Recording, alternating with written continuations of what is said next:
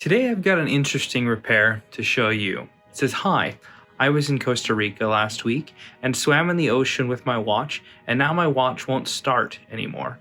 And if I try to charge it, it gets warm. Unfortunately, I no longer have Apple Care on this watch, and if I want to repair it, they will charge me $399. Now, one of the things that Apple states with their Apple Watches is that they are not covered for water damage. And that's why they basically charge you for a new watch when you go in with a water damaged watch. They're not going to fix it, they're just going to replace it, and they're going to charge you at least $400 for a replacement. Now, I've already opened this watch to assess the damage, and that's where we're going to start this video.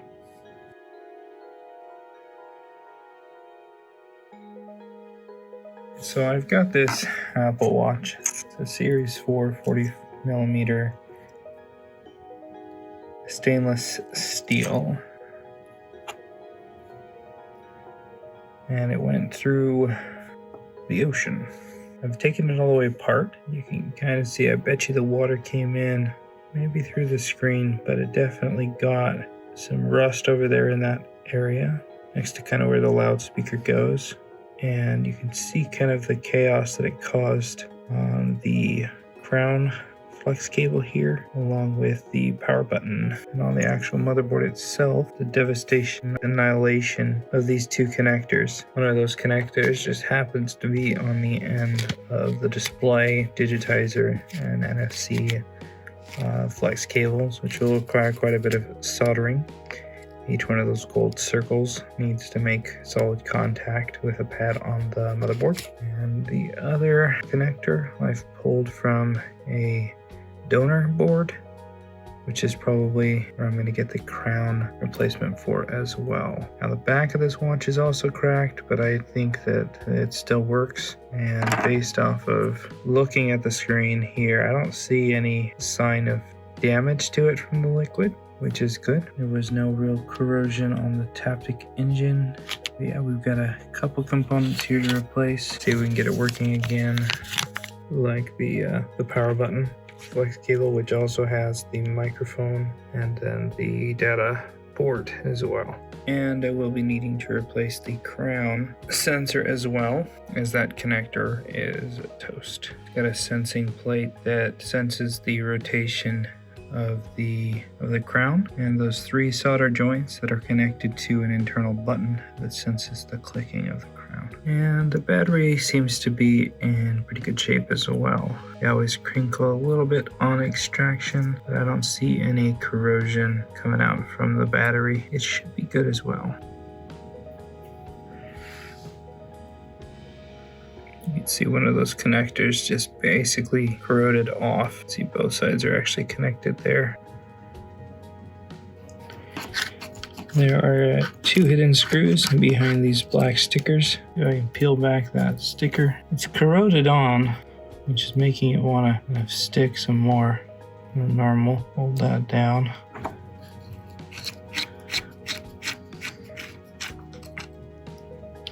There's one. And then the other one I've already unscrewed. Put it all the way. There we go.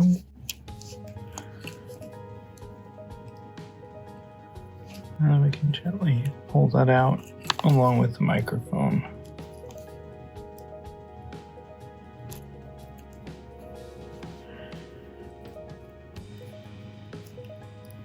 You can see how it literally corroded the connector off. Let's see if I can separate it. It literally just fell apart. Can peel that button away and get our brand new button. Line up those little two pegs.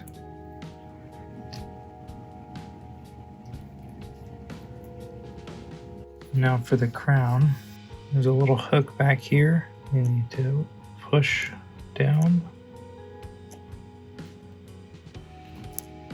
Unhook. I'm going to bend that guy back a little bit. There's two stickers that cover up the solder joints. There's one and two. So there's the 1, 2, 3 solder joints, and the flex cable goes under, back up. You can kind of see how there's a little bracket here. There, you can see if I pull on it, the unit starts to come out. I've got some adhesive that holds it in, and we need to remove these solder joints in order for it to want to freely come out. I'm going to take a little scraping tool here, just gently get under the flex cable and wedge it in there. And I'll take my soldering iron and we'll loosen up those joints.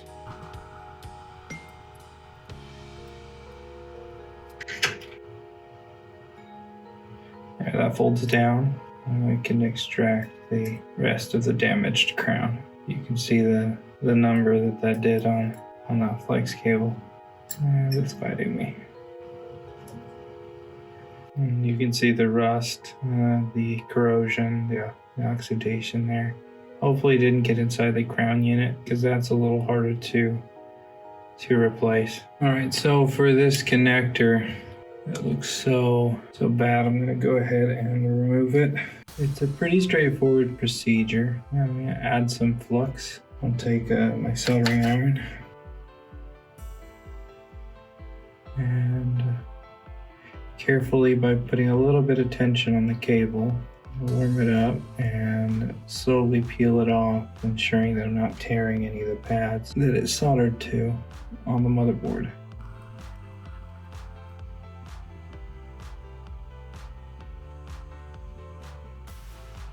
There, all the pads look like they're still good. With some isopropyl alcohol.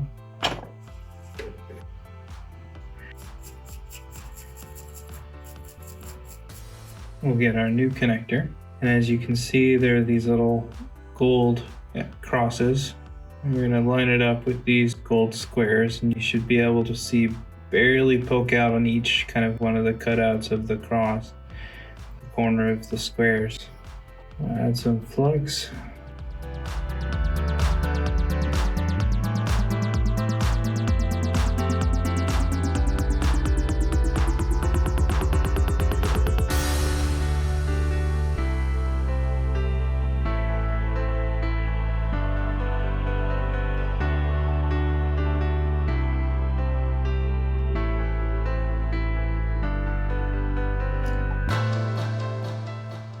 Add some good amount of pressure to the flex cable, make sure it's nice and tight against the logic board.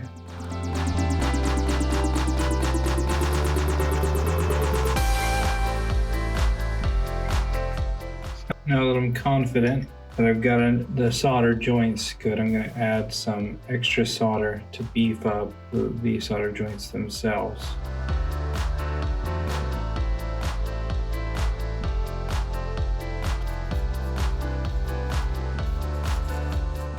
And there we go, nice and solid. Alright, I'm going to put back the protective sticker and try to get it lined up. You can see this connector is bad, and unfortunately that means I need to remove all of this. So, I mean, there's a chance that I could try to fix those pads on that connector there, or on the flex cable there, but no, it's going to be much easier just to replace the whole flex cable. My tweezers aren't wanting to grab it. There we go. And then the same removal process that we did on the other one is the same here. We'll just add some flux, give the cable a little bit of tension.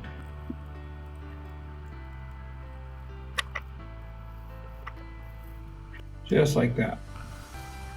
I like to go back over them just to make sure all the pads are good. Repairing these pads is not the end of the world, but they're really small, so it's really annoying to have to repair them. Alright, to clean them, same process. You get a microfiber cloth, a clean room wipe, and that flux that was on there wasn't too bad. It was enough that I think it's a good idea to clean it. And I'm going to also remove any of the old adhesive that was holding the flex down on the edge. Alright, we'll add some flux and spread that out all over all of the pads.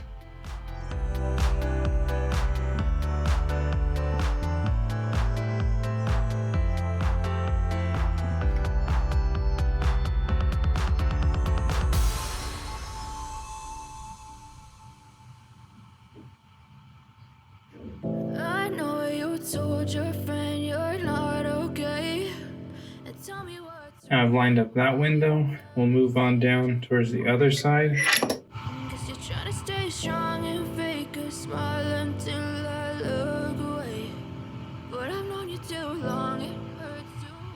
Alright, I'm happy with that. Took me a second to get it aligned the way I wanted it to, but now I know that we're solid. You can actually see the solder through the holes. So now what I'll do is add some compression.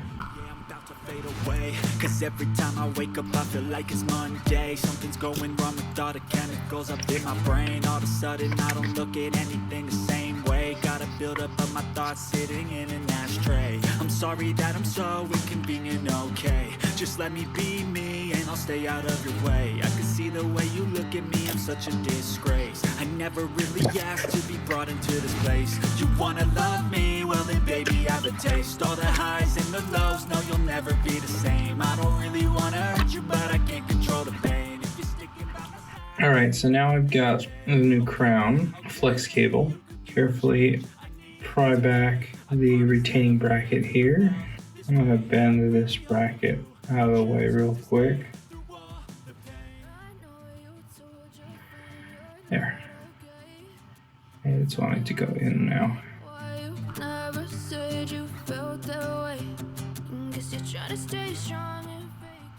The struggle is real. Come on, go in.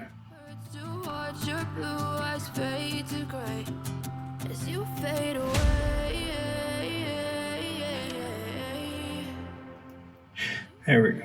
Finally wanted to kind of slip down in there. Now I just gotta put back the little rubber piece here that helps the bracket compress the sensor into place. There we go. And then we'll bend the bracket back. And we'll clip the bracket back in place. There we go. Brackets click back into place. And now we can solder. I'm going through hell, I fake like I'm fine, but I know you can't tell. Like nothing I found, my mind overwhelms. I think that I'm broken, but I hope you can't help. I know I'm not perfect, but some days I feel bored or worthless. Baby, you make me feel nervous. If I still have you, I have purpose. It's all worth it. I know you told your friend you're not okay. And there we go. Now it's back in. Alright, let's try to put back these little protective stickers best we can. Here we go. Kind of not perfect, but works. I think I should do what I can to kind of clean up these areas.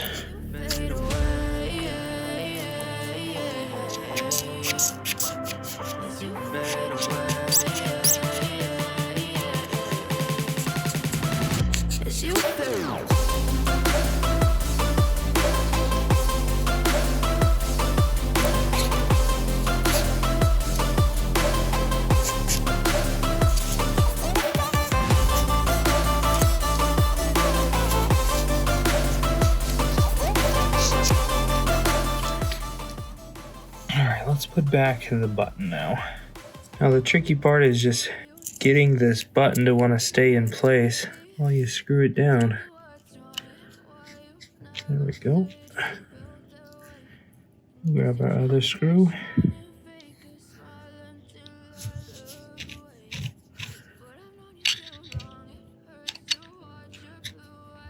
Make sure those are tight, and then we also get that nice click. And you see how there's that slight bulge to it. Take that out and flip the button around and then put it back again. Now you can see it's flush. It's no longer sticking out just a little bit. It's a small detail and it would have worked either way. But it's something getting caught, just feeling the lip there before would one of those little details you shouldn't miss. We can now flip this over, flip these up. Now this, you need to make sure that this has the rubber gasket on it. Push that in there nice and tight. Line this up And we'll put back the 2 screws that go with it.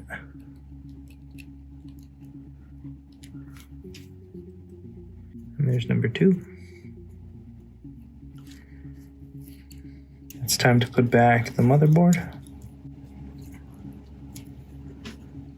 Make sure it clicks all the way. We're going to avoid smashing that cable down under it. We also have to maneuver the board under this flex cable, the crown. We can now connect the power button. There we go. And now we can connect the crown.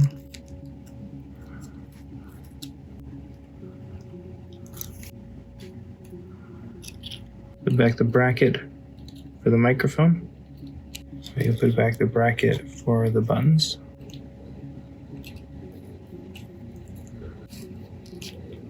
Now we can put back the bracket that holds down this side of the logic board, the frame.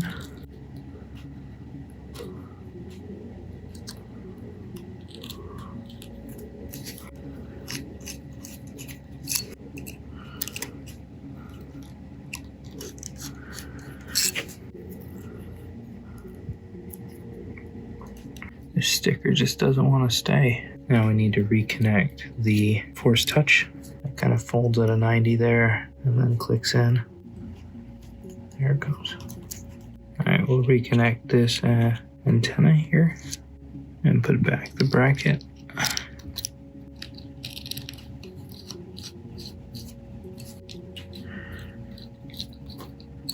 Alright, let's put back the speaker.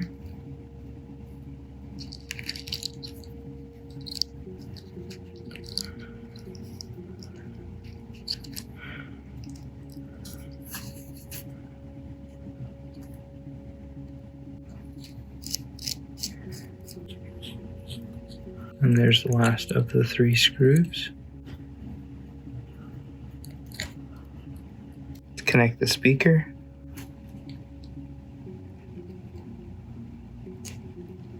Let's install the Taptic engine. And then our gold screw. We'll connect this coax cable. Connect up the Taptic engine there. Put back the retaining bracket and screw. Put back the sticker and the bracket.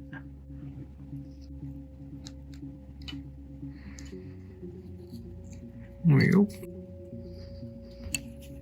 There we go. Reconnect the battery. Alright, we'll install the battery bracket and reseat the battery. Make sure those stickers aren't inside the connector at all. Alright, I peeled back that sticker, so it was kind of holding these flex cables on its own.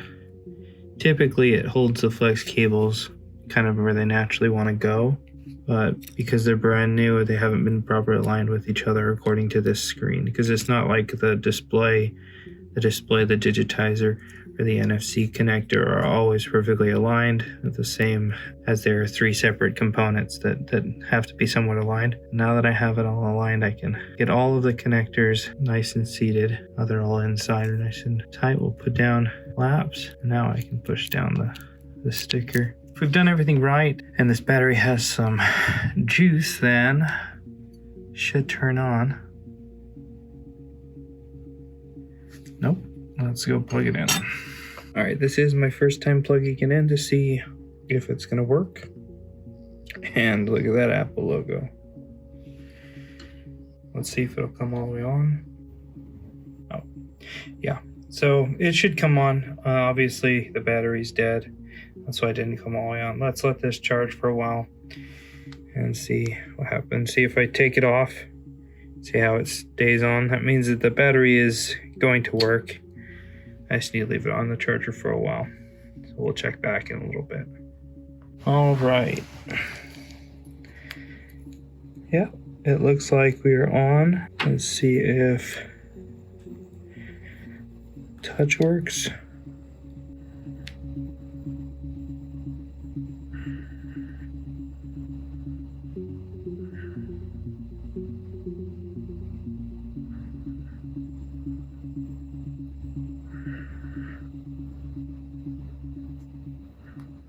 like the crown works. I'm gonna see if I can get the passcode so we can test the other features. While I wait for the passcode, I'm gonna go ahead and close this watch up. I've got a good feeling about everything working. And if I have to open it back up, it won't be a big deal. This is a cold press adhesive. I'll have a link where you can get it in the description below. Once it's fully cured, it has somewhat of a bounce to it. It's extremely strong, which will allow functions to still work like the force touch, but it will also keep the watch together. And I'm not claiming that this watch is going to be water resistant at all, due to the fact that water got into it in what looked like several other places other than the screen. But at least I know I've got a pretty decent seal there with a nice bead of glue around the border. I'll clean any of that squeeze out. There wasn't much, but easiest to do it now while it's still in a liquid form. A nice finish.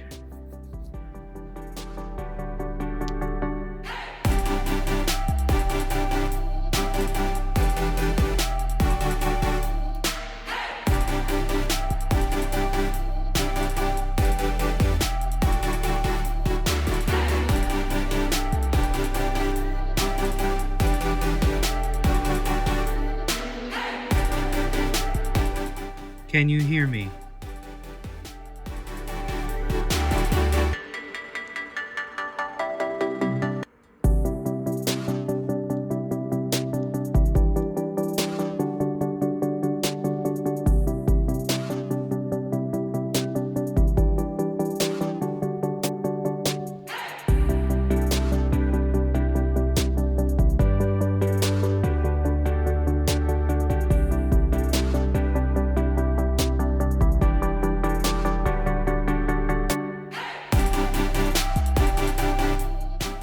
So as you can see, water, especially salt water, can do quite a bit of damage to components. Luckily, the water was fairly isolated, at least where it was doing the damage, and was fixable. With quite a bit of work, but it's worth it. Thanks a ton for watching. I hope you learned something. We'll see you in the next video.